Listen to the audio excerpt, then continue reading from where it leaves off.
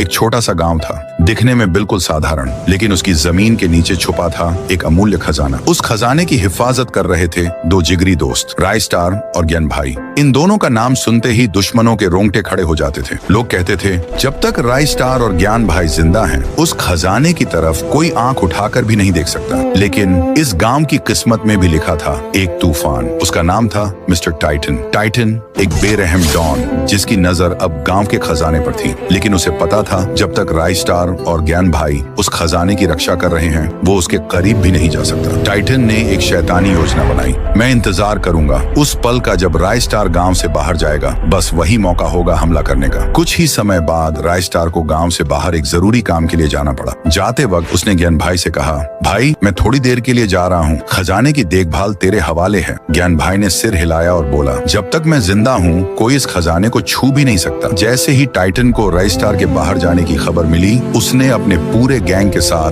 गांव पर धावा बोल दिया। रास्ते में जो आया, टाइटन ने उसे बेरहमी से मार गिराया। आखिरकार वो खजाने के सामने पहुंचा, लेकिन तभी ज्ञान भाई सामने आ गया। रुक जा टाइटन, मेरे रहते तू इस खजाने को हाथ नहीं लगा सकता। टाइटन गरजा, हट जा मेरे रास्ते से, वरना अंजाम बुरा होगा। ज्ञान भाई नहीं हटा। टाइटन ने अपनी बंदूक निकाली और गोली चला दी। ज्ञान भाई जमीन पर गिर पड़ा। टाइटन ने सारा खजाना उठवाया और अपनी गाड़ियों में भरवा लिया। कुछ ही देर बाद राय स्टार वापस गांव पहुंचा। चारों तरफ लाशें बिछी हुई थीं, जलते हुए घर, रोते हुए लोग, और तब उसकी नजर पड़ी ज्ञान भाई पर। ज्ञान भाई अंतिम सांसें ले रहा था। किसने किया ये सब? राय स्टार चीखा। ज्ञान भाई ने कांपते हुए हाथ से इशारा किया और बोला, वो टाइटन था। और ये कहते ही ज्ञान भाई ने आखिरी सांस ली। राय स्टार की आंखों में आंसू नहीं, आग थी। जिसने भी ये किया है, मैं यूज छोड़ूंगा नहीं। टाइटन अपने अड्डे में बैठा खजाने की चमक में खोया हुआ था। तभी उसके एक आदमी